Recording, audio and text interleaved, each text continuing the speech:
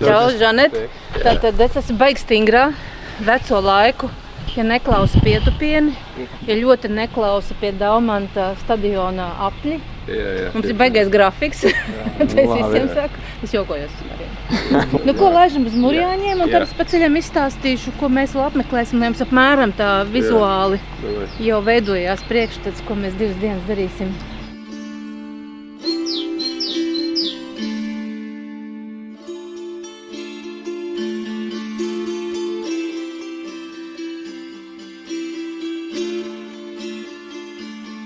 Kas mums šodien ir iecerēts? Pirmām kārtām mums veidosies filma par Imanta Ziedoņa izvēlētām 10 skaistākajām vietām Latvijā un dižgariem.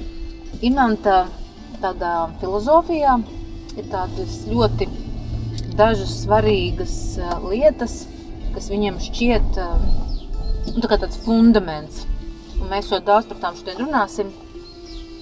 Ja man bija iespēja 7 gadus, gandrīz katru ceturtdienu tikties ar Ziedoni un runāt.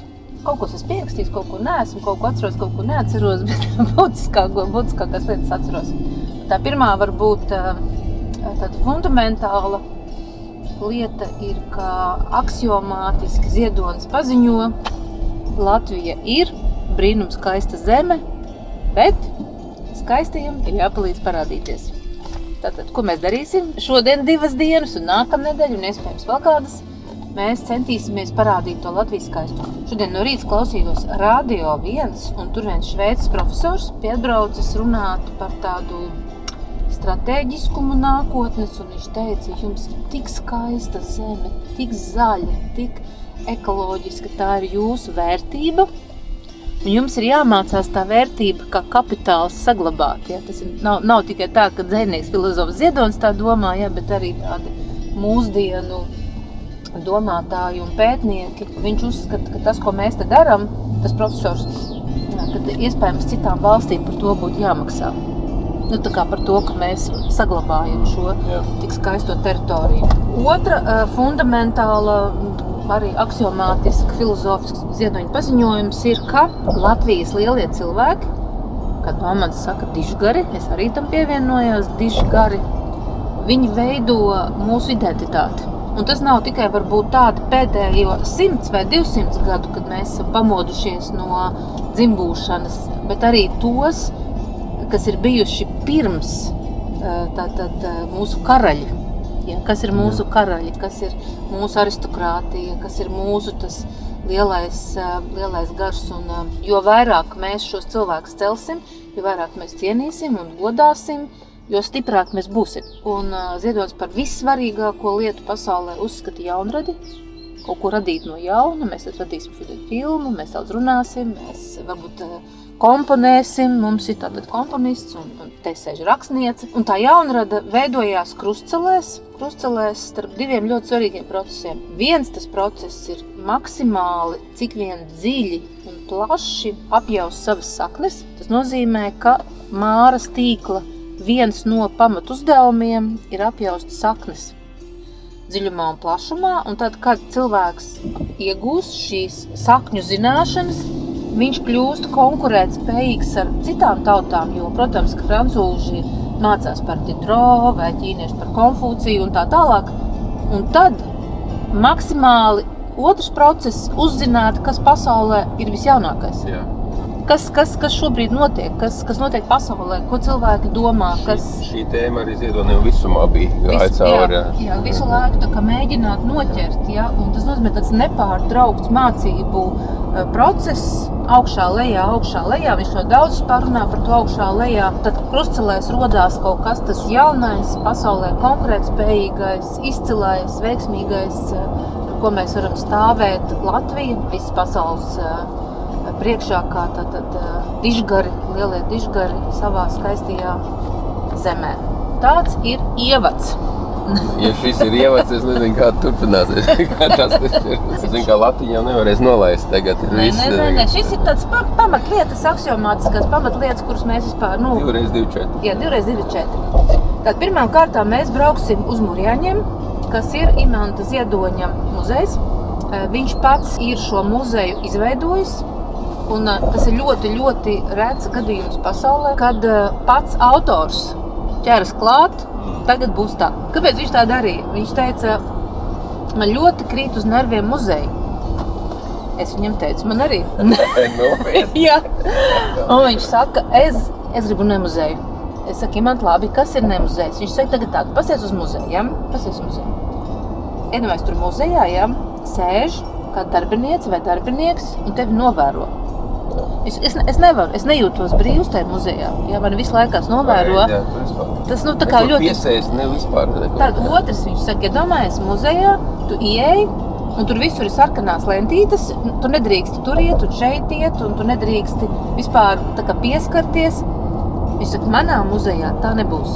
Manā muzejā varēs sēdēt, ēst, dzert, piedzīvot, un trešais viņš saka, šausmīgi uz nerviem krīt neizdevušies gidi. Ja viņi kaut ko stāsta, ja kaut ko stāsta, un man tas tā kā neaizrauja, man liekas, ka tas nav interesanti, viņi stāsta. Un tad viņš saka, nedomājies, vai ne, tas gids ietē muzejā un stāsta, ne? Te viņš piedzima, te viņš nomira, ja? Te viņam bija sievas, un te viņam bija bērni. Viņš saka, ne par to ir jārunā, ne par to. Ir jārunā par dairadi, par idejām, ir jāpiedzīvo. Viņš saka, iedomājies, ja tu ieej burjāņos jau piedzīvo to radīšanas katarsi manā darbistabā. Vēlreiz viņš šeit pats dzīvojas ar dzīves laikā, vai ne? Ziedonis tātad šo gabaliņu nopirka 1970. gadā, Jāņu naktī.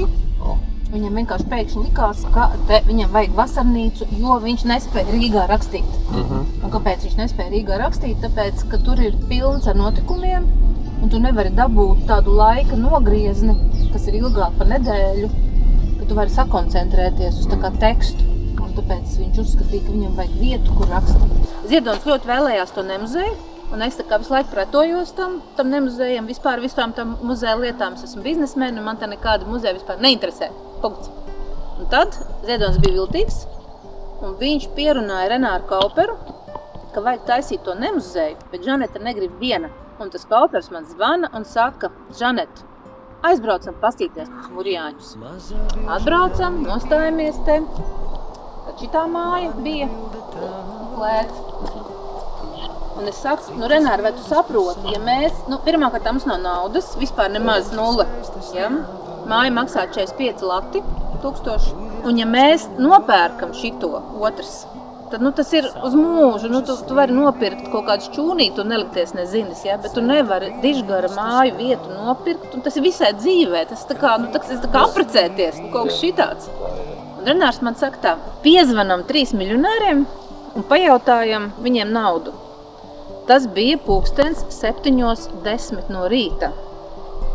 Un mēs piezvanījām Daumantam Vītolam, Igoram Skokam un Olafam Berķim. Daumant, paldies! Šī ir jaunākā grāmata, kurā ir aprakstīts tavs varoņdarbs. Paldies tev! Ja tu toreiz nebūtu noreaģējis, nebūtu Ziedoņa muzejs, bet vienkārši viss sanāca tā un mēs esam šeit.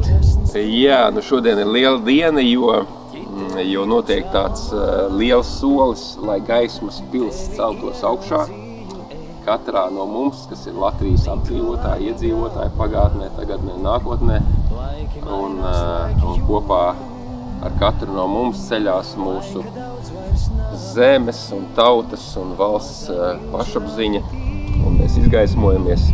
Lūk, par godu šim pasākumam arī Ziedonis lec no priekša uz šīs grāmatas vāka. Šī grāmatiņa man patās ir uzstāvināta. Tas, ko mēs uzsākam šajā svētajā mirklī, ir mēs uzsākam parādīt un iznest saulītē Latvijas dižgara vietas, Latvijas spēka vietas, kuras mūsu Latvijas beidzamo laiku lielākais dižgars Imants Ziedonis ir atstājis mums visiem mantojumā, un viņš to ir atstājis pateicoties Daumantam, pateicoties Žanetai, jo Žaneta ir pārņēmusi to. Viņa zina, viņa jūt, un viņa var viens pret vienu nodot to, ko Ziedonis mums ir atstājis. un tāpēc mēs tagad veidojam filmiņu, un mēs esam apvienojušies tā kā 3 vienā - kultūra un izglītība, bizness un nesaprotams lietas, un akadēmija, zināšanas, profesūra un doktorantūra. Man sauc Žaneta Grende, un pēdējos, es teiktu, 20 gadus es esmu iesaistīta dažādos kultūras procesos, un Imants Ziedonis atstāja Imants Ziedoņa fondam Viegli ideju par ļoti modernu muzeju. Un mēs šeit esam izveidojuši Murjāņos, Dzirnakmeņos Ziedoņa muzeju, kuram šogad aprit 10 gadi. 10 gados mēs esam 2 reizes valsts akceptēti, akreditēti. Tas nozīmē, ka mēs visu darām pareizi. Un vienlaicīgi mēs esam ziedoniski, huļigāniski un tieši tā, kā gribēja Imants Ziedonis. Un sabiedrība to ir novērtējusi 10 gados. Šim mazajam, nelielajam muzejiņam ir 3 galvenās muzeja balvas. Mēs esam 3 reizes bijuši paši labākie. Un 11 reizes mēs esam nominēti par dažādām interesantām aktivitātēm. Mēs esam viens no retajiem muzejiem, kurš taisa filmas. Mums ir viena dokumentālā filma, kur mēs gājam apkārt Latvijai. Mums ir 8 dokumentālo filmu seriāls Ceļā ar baronu, kur mēs nonācām no Tartu līdz Dundagai caur Ziedoņa muzeju. Un šobrīd mēs pabeidzam 5. animācijas filmu Suns un grāmata. Jā, liels prieks būt šeit kopā ar Dižgaru kopējiem un iedvesmotājiem. Man sauc Armāns Strasts, un vienā no tām paralēlajām dzīvēm, kas mums ir, es esmu muziķis un komponists, un šeit tad tas gūst tādu pārsvaru, kā šobrīd, ja, kāds man iedvesmo, ja, kā Dalmans šobrīd. Ja.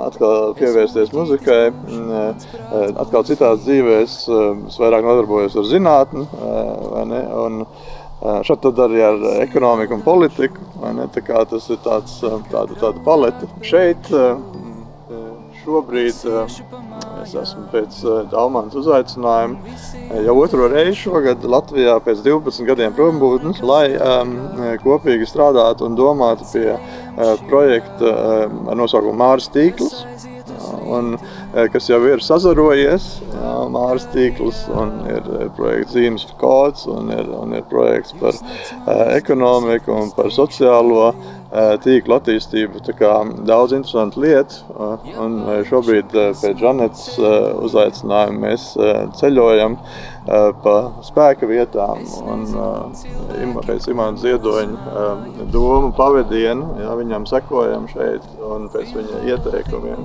ja, kā ir jāceļo pareizi Latviju, ja, tā kā mēs to visu ievērojam un tam visam piekrītam, un esam ļoti pateicīgi visu kopā to piedzīvot. Un tagad dodamies piedzīvojumā. Es jūs aicinu man līdzi. Un visiem teikšu, ka nav nekas dārgāks par ceļiem. Tātad šī ir visgarākā, visplatākā lielvārdas josta pasaulē. Imants Ziedonis ticēja tam, ka lielvārdas josta izskaidro visumu būtību, visumu pasauli. Un mēs Rītā esam tikušies ar Imantu Ziedoni, un Imants Ziedonis ir aicinājis izpildīt viņa vienu no pēdējām vēlmēm. Tā viena no pēdējām vēlmēm ir uzklāt uz Latvijas virtuāli, piefiksēt tādām Dižgaru un svarīgām Latvijas skaistākajām vietām ornamentu, kurš tātad palīdzētu Latvijai būt stiprākai šajos visnotaļ nestabilijos laikos. Tātad mēs esam misijā izpildīt vienu no pēdējām Imants Ziedoņa vēlmēm. Lai to. Es te varētu par šo māju stāstīt ļoti daudz, tikai izstāstīšu tādas būtiskākās lietas. Tātad padomu laikos bija noliegts iet uz baznīcu. Tad, ja kāds gāja uz baznīcu, viņi varēja arī uz Sibīrijai sūtīt, un tas vispār bija nepieņemami. Baznīcās ļoti bieži bija noliktavas un tam līdzīgas lietas, un tāpēc radoši cilvēki ļoti bieži aizrāvās ar budismu. Kā Imants, viņš ļoti mīlēja budismu, viņam ir vesela telpa meditācijām, kur viņš meditēja. Un šajā aizraušanās ar budismu ir arī klāta sava veida tāda domāšana par enerģijām, un viņš uzskatīja, ka enerģija ienāk piramīdā. Un kad jāraksta ir piramīdā. Līdz ar to šī māja ir uzbūvēta tā, ka viņš var rakstīt piramīdā, un mājā ir vairāk slāņi. Pirmais slānis, šī vieta ir kā henhūtiešu sajietunams. Henhūtieši tātad ir īpašas draudzes, kuras pārņēma latvieši kā sev draudzīgu, tātad kristīgu veidu, kā dzīvot. Un henhūtieši ir izdarījuši latviešiem ļoti, ļoti daudz izglītības laukā, Vidzeme, kur mēs šodien arī brauksim pie visizglītotākā vieta Cariskajā Krievijā. Un otrs slānis ir tāds, kur gulēt un dzīvot. Un sakarā ar to, ka Ausma Ziedona Kantāna viņa dzīves biedri ļoti mīlēja lāčus, viņi ir sakolekcionējuši lāčus, bet māja ir uzcelta tā, ka Ausma guļot redz lielo lāču zvaigznāju. Tad ir meditācijas telpa un pats augšējais tad ir piramīda, kur rakstam varēs komponisti apsēsties. Kopā kolekcijā 152 lāči. Šis ir vecākais lācis. Viņš, Imants nopirka Ausmē, viņa bija ļoti bēdīga. Tas raksturo Ziedoni, tad viņi iet kaut kur Gruzijā, pa kaut kādā mazā veikaliņā nonāk, un viņš saka, Ausma, tu esi tik bēdīgi, es tev nopirkšu lāci.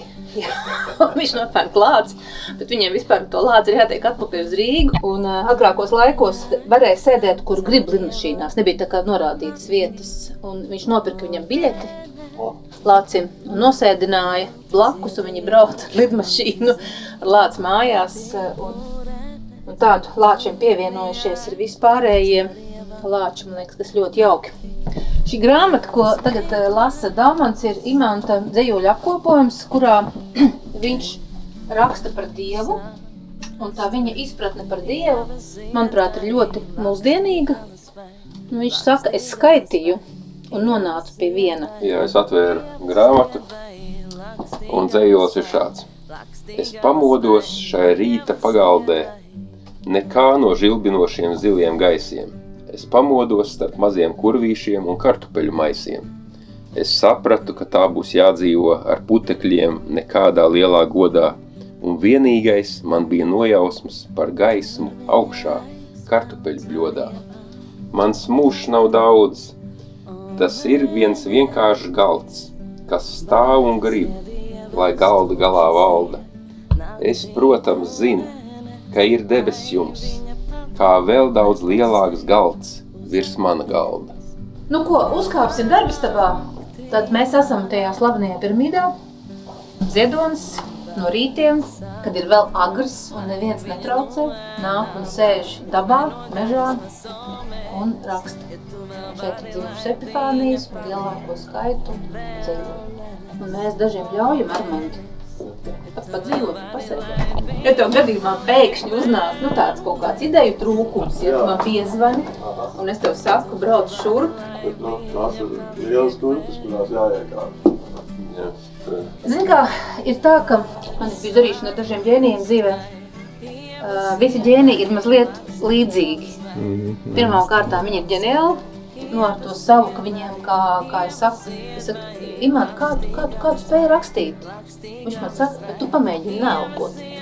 Ja? Tā kā, ka tu vienkārši, tavu viņš ir, vai ne? To nāk, un tad, kad jau viņš nerunāja jau dzīves noslēgumā, viņš teica, cik labi, es tagad viens pats varu baudīt, man nāk, es zinu, bet man nav jāraksta un jārunā. Vai ne? Tas ir tas kaut kas ģeniāls. Un otrā, viņi ir vienkārši cilvēki. Cilvēki ar visām vajadzībām, vājībām, viņi ēd un dzer un dažreiz dusmojās. Kā jau mēs, Divi vienā, jā. Kā jau mēs visi, jā, arī vienkārši cilvēki. Jauki, skaisti cilvēki. Svētvietas sajūta. Tas ir dižgara vieta, ja, dižgara vieta, kur ir daudz sarakstīts, un tu viņu jūti. Kā es to jūtu? Sakarā to, ka man jau ir 2 muzeji, šeit man daudz ko darīt, viss kaut kas. Es ikdienā ļoti reti šeit kaut ko vadu. Jā, Imants Zied var paklausīties. Bet dažreiz mani nopērk. Es atbraucu šeit vadīt vienkārši tās nodarbības un katru reizi izbaudu, jo ļoti bieži cilvēki raud. Ļoti bieži raud. Vienkārši apsēžās un raud. No sākuma es uztraucos, un tad es pajautāju vienam psihologam, un, ko man darīt. Viņš saka, tu neko nevar izdarīt. Vienkārši cilvēks sajūt to personību, un viņš saskarās ar to personību. Tā kā neapzināti, ceļš kaut ko lasot. Ja tu izlasi, tu izlasi, un tu stāvi, galds grib, lai galda galā valda. Un viņš to vēl tev. Tieši šodien mēs runājām par lovām, un tu atnāc un atver, un ir. Ja, ka viņš trāpa tik precīzi. Un tas ir tā plūsma, ja šodien vēl uzvilku kaķu krekliņu, par straumu runājot, ir plūsma. Ja tā ir tā plūsma, no kurienes tu nevar izvairīties vienkārši, Tas ir, kur Armēns ar to līdz sāks raudāt uz jūtas. Vai ne? Tas ir tikai dziedoši šobrīd, sorry. Es tā saucu par šizofrēnu. Patīk, es teicu, tas kaut kas, lai būtu jauns, kaut kas. Faktiski Austs man pierunā Epifānijas publicēt, jo es viņas nepublicēju ilgi. Es domāju, ka tas ir, es jau biju sociāliskā realisma stilā mācīts un visās 4 pazīmēs iedresēts, un tur tās sociāliskā realisma pazīmes nebija. Fantastika, ne? Kas par dialogiem? Agrāk, kad nevarēja nopirkt grāmatas, bija tāds laiks, cilvēki pārrakstīja no blociņu uz blociņu, un tur bija kaut kāds tas dzejolis, kas padomu laikā deva to cerību, kad ir kaut kāda cerība vispār no tā ārprāta, un tad viņi brauc te un tā kā uz tādu meku, sēž te uz zirnakmeņiem un lasa tos savus blociņus un atkal raud. Imants Ziedonis ir viens no retajiem, kurš ir analizējis Raini. Tas ir ļoti sarežģīti, Rainis ir ļoti specifiski, daudzslāņains filozofs, rakstnieks, dzejnieks, un viņš te parāda, ka Šekspīrs visas tās savas lugas, naids, mīla, karaļa nogalināšana, ir šausmīgi asiņains pēc dziļākās būtības, bet Rainis tiecās pēc tā antiņa, pēc tā zelta zirga, kurš dodās pa bibliotekas kalnu, iedomājieties Nacionālo biblioteku, pa to stikla kalnu, viņš iet uz augšu, un tur ir spicīte, kur mēs būsim pirmdien 9 no rīta, un tur guļ saucerīte, kas ir Latvija, un viņš modina saucerīti mosties, jāmostās, tā kā mēs šobrīd par to runājam, par to saucerītes modināšanu. Un Ziedonis raksta, mēs iesim bojā dabūšanas tajā visā darīšanā. Mēs domājam, ko dabūt, ka mums ir jādomā par to augstāko, par garīgo. Un tas ir rainisks, un tāpēc mēs ar tevi iesim uz Indulu un Ārī. Raiņa, jo šobrīd Rainam ir 160 gadu, un tā mēs varam godināt ģēniju. Labi, ka mēs esam ar Raini. Jo vardarbības mūsu pasaulē pietiek. Jā. Labāk būt antiņiem. Labāk ir būt antiņiem, un kaut kādā ziņā, ja mēs arī esam antiņi. Kas ir interesanti, kas ir jāzina, mums tātad pagājušā gadsimtā viena no dziedātākajām dziesmām ir dzimtā valoda. Dzimtā valoda visvairāk dziedātā pagājušā gadsimtā. Sakarā ar atmodu un visām tām lietām. Un dzimtās valodas autors, kurš Moldāvu kolēģis, viņš to dziesmu atrada Moldāvijā, Leons Briedis. Tātad arī viens no mūsu svarīgiem dzejniekiem iztulkoja latviešu valodā, jo viņam sieva Moldāvieti. Un tad ar šo atzījojumu, tātad, ko atzījojas Ziedonis tā, lai viņš būtu forši dziedāt, dzimtā valoda ir tāds skaists tā laika brīvības simbols, kur visas tautas tiecās pēc brīvībām. Jā. Laižam tālāk. Jebkurā vietā tu vari atvērt grāmatu un saņemt atbildi uz jebkuru jautājumu. Katrai dienai ir savs vārds. Tas atnāk dažreiz kā melanholisks motīvs, uzpeld, pārņem, neapstājas. Tā, kad Imants dzīvoja, bija šī māja, ko viņš pats uzcēla un arhitekts, tad viņš gribēja tādu latviskās sētas vidi. Latviskā sēta arī ir kultūras kanonā, kā latviešu dzīvesveids. Un viņam no Rūjienas novada atveda šo klēti saliktu pa cipariņiem. Un viņš viņu pats tā kā salika. Un tad, kad mēs nopirkām to māju ar tā palīdzību, tad mēs uzcēlām šo mazo māju, lai var iet dušā uz toleti un tā tālāk. To mēs nopelnījām dziedot. Mēs arī esam viens no muzejiem, kas radies dziedot koncertu laikā. Un to, kas ir suņa fuņa māja, mēs sapratām, ka mums nekas nav bērniem. Un Imants tā mīlēja bērnus. Un mēs pirms 2 gadiem uzcēlām suņa fuņa māju. To bērnu uzreiz kā atnāk, viņi zina, ka tā ir viņi tur iet. Un tam mums tās 5 animācijas filmas, un viņi skatās tās filmas. Filmas ir par vērtībām, par Latviju, par Rīgu, par mežiem, par dziesmu svētkiem, par grāmatu. Līdz šim mēs ražojām 1 sēriju gadā, šogad 2, un ceram tās 2 tādu tempu turēt. Vispār vienas filmas, lai uztaisītu 1 animācijas filmu. Kā uztaisīt to saturu tā, ja, lai bērniem patiktu, jūs mājās paskatīsieties. Ejam. Jā.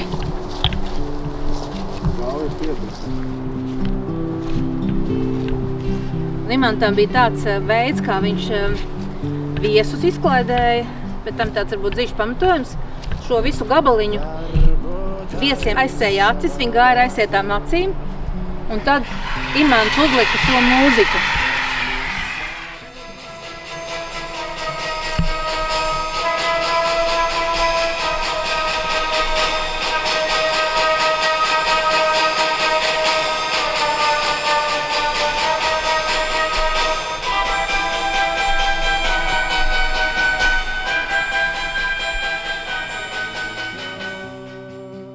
Tad Imants Ziedonis uzskatīja, ka Imants Kalniņš ir komponists, kurš visvairāk ir sapratis latviskās identitātes kodolu.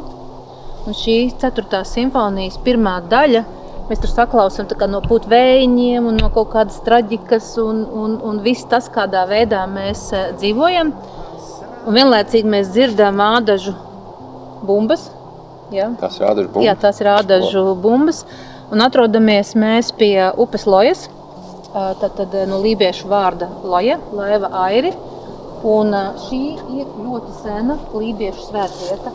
Mēs šo uzlikām tikai tāpēc, lai cilvēki neiet un neuztus tie koki, bet ja jums nav bail, droši ieejiet, tur ir ļoti, ļoti spēcīgs. Tā kā nāk rīksnieki, ja, vienkārši tie, kas jūt, ja, tur sajutīs to milzīgu enerģiju, droši iet iekšā.